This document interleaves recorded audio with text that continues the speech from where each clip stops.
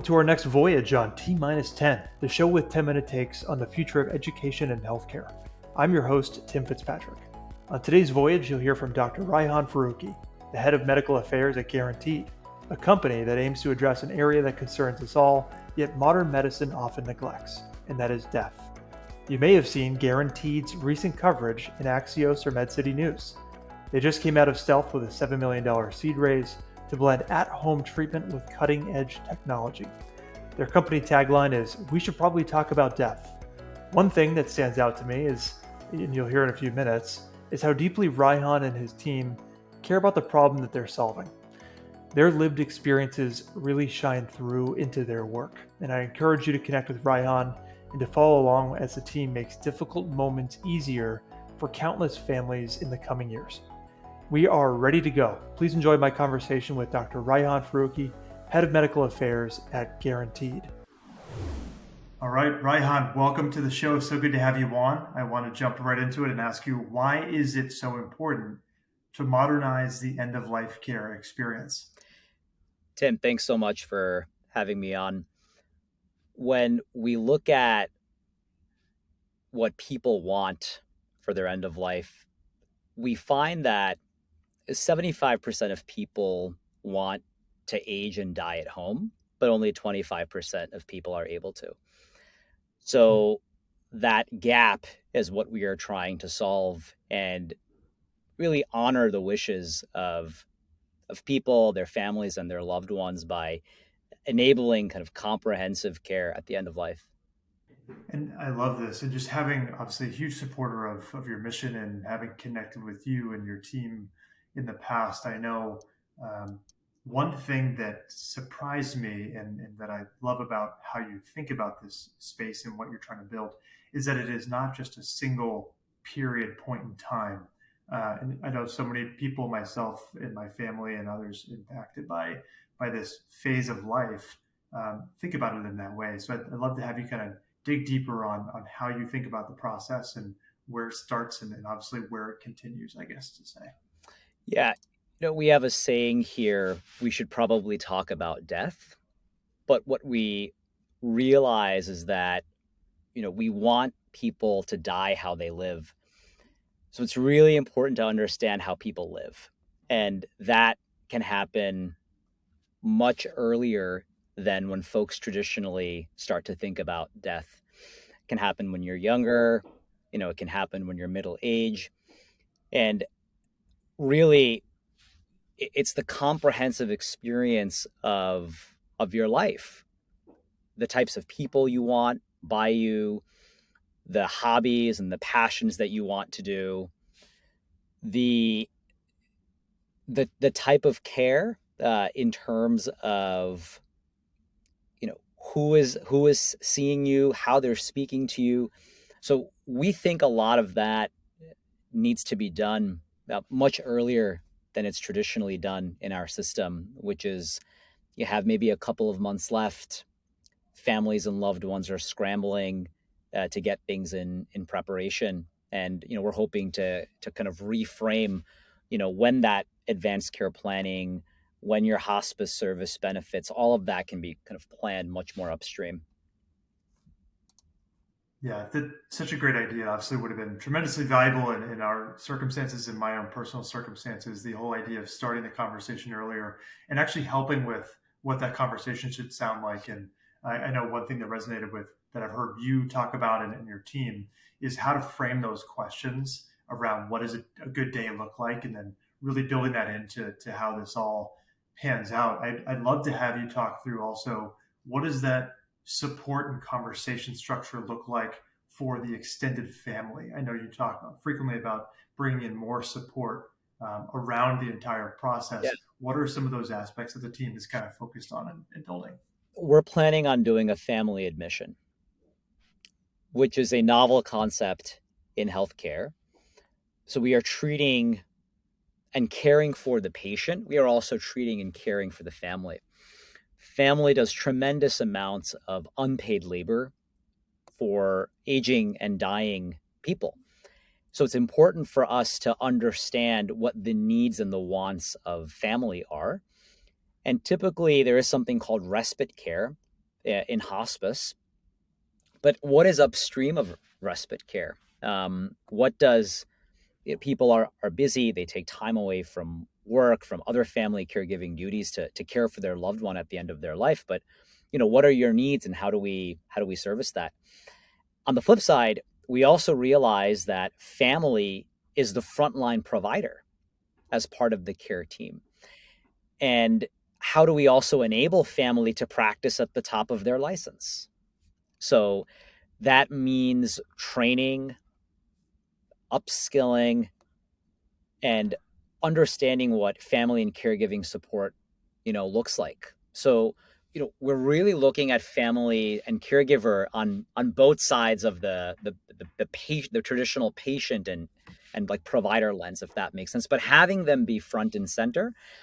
So that includes, kind of virtual support, having a care concierge model that is available to you via text, via video, kind of self-service portal, and having that connectivity to a care team that can help you care for yourself, but then also enable you to care for your loved one better. This is so exciting just to hear because it's not an area that has had a company, especially a company with yourself and your team that is just an exciting team to have together. Really take a hard look at what can be done better. So it's really encouraging and heartening to hear that you're focused on this space. I'd love to kind of hear your connection here. Obviously, this is an exciting time. I'm sure people will be familiar with the company and the news recently, and we'll make sure we include all of that recent kind of press in the show notes. But can you talk to us a bit about the connection and kind of what drew you to the mission and the team that you're surrounding yourself with? Yeah. Um, Tim, death is guaranteed, but what's not guaranteed is a really great way of dying.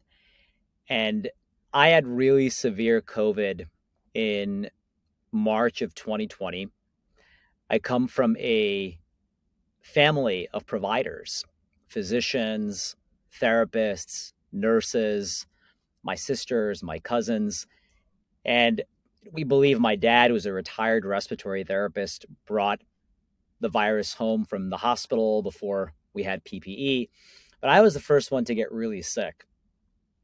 And I had COVID, severe COVID, for almost 10 days, 103, 104 fever. Day 9, I couldn't breathe. My oxygen saturation was decreasing.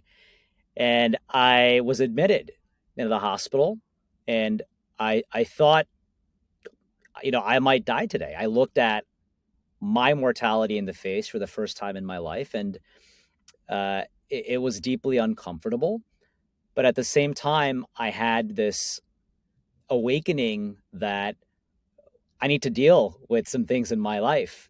So looking back, it was actually the most wonderful experience in my life, seeing my death in front of my eyes. And um, after I got better, it was probably the best I've ever lived.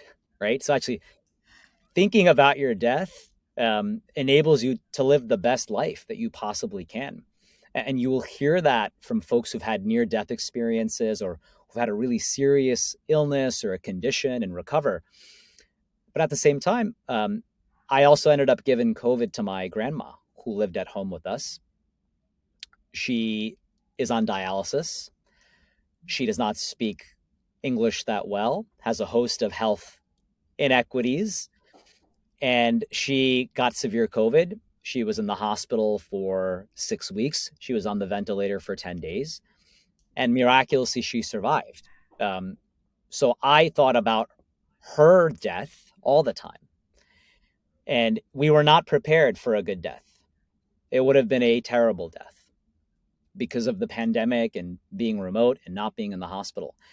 So that, to me, kind of those two experiences together, really confirmed my interest in this space in terms of a health tech innovator, but also as somebody who's deeply spiritual, kind of growing up in a very religious community. Um, you know, Hearing axioms like "die before you die," do your accounting now. Mhm. Um, and I've always, as a clinician who used to practice, but I don't anymore, I was always the type who really enjoyed, which is a weird way to say it, but I really enjoyed being in the company of family who are in the last moments with their loved ones, because at that moment, really what is therapeutic are the words that you say, right? So I look at this work as being very sacred. I'm always incredibly humbled to speak with families who are the experts on the patients, and we're just lucky to be there and see if we can make that process a little bit better. So earlier, like last year, when I had heard this opportunity, was available, and I was introduced to Jessica, our founder and CEO, I I said yes after a couple of quick phone calls. Well, Raihan, thank you for sharing. Incredible story. I hadn't heard that. I really appreciate you sharing, and certainly resonate with my patient story, with so much of what you've said in that recovery aspect and that close tie. So thank you. And having met Jessica, I completely felt that this past week. Was lucky enough to feel that same kind of just incredible energy and direction and focus. And for that reason, I'm just really optimistic about what you're all doing. Uh, as a clinician who has made this transition and is now been actively involved in seeing and supporting technologies that are coming into the clinical space, I'd love to just kind of wrap up here with asking you a question around escape velocity. And I know it's a term that we hear a lot in technology, and I'm curious to hear, what does it mean to you in the context of your mission at Guarantee? Where do you think you and your team will be able to achieve escape velocity over the next year, couple of years, or aspirationally, overall mission? Yeah, I actually haven't heard that term before, Tim. Give me some Here we more go. context. Yeah, Sure. So it could be the unlock. It could be yeah, in this. This is our second expedition, so we are kind of a future mission based right. show here, and our audience wants to hear kind of the what are the bets that you're making, and Yeah, what are the things, the dynamics that will allow you to actually sure. achieve your moonshot. Yeah. So, we're a technology company, which means that we believe in the power of harnessing data, for the good of our mission. We're trying to help people die better, which means that there's a lot of data that we are hoping to collect at the end of life. How do we build a data driven patient and family experience from some aging time point, right? Maybe you're 55, you have a couple of chronic conditions. Death is not top of mind, but maybe you've experienced family members or people in your circle, and you're starting to think about it, all the way to bereavement after you've passed away, and your family is now dealing with grief. So that is the timeline that we are looking at, which is a very broad timeline. And we are really excited by the different types of data that we can collect from your typical claims data, right, from insurance payers, clinical data from EMR, but then really patient reported data. Patients say things and they're ignored all the time. Family data, right? Family reported data, physiological data, as we think about vitals monitoring and how we can actually predict the last week, predict the last 24 hours of death, and how we can educate and then guide family, caregivers, and patients. How we are looking at pain data, both subjective but objective measures of data, and how a lot of this data can unlock a reimagining of what care can look like through the best in person but virtual care. And it's really that virtual care that we as a technology company are bullish on, where we understand that our care demand is exponentially only increasing across all care demographics and verticals, but our supply of providers is not. And what we have, though, is we have patients and we have families who are hungry for education and guidance. So how are we able to build self-service and empowerment mechanisms through text, through video, through rich educational portals, through multimedia, video, audio, graphics, text, and then really build a kind of a system that can again help people take care of themselves when necessary, without having a provider right there in front of you, which is very difficult to scale in our space.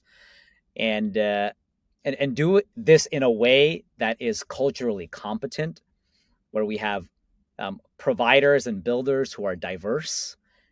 There's a real challenge at the end of life because there's such a diversity of experience, from faith to lack of faith to background, nationality, sexuality, and just the entire compendium of diversity. But we're trying to be representative of that, but really provide tools that can allow us to represent some of that diversity at the end of life. There really is a lack of utilization of great end of life care amongst underrepresented groups, and we're hoping to make a dent in that. Well, I'm more hopeful because of you, because of your mission, and such an aspirational one, and one that I feel great about, and I'm thankful and grateful for the work that you're doing to improve so many lives and deaths. So thank you, Raihan. Great having you on. I appreciate you joining me on T minus 10, and hope to see you soon. Thank you so much, Tim.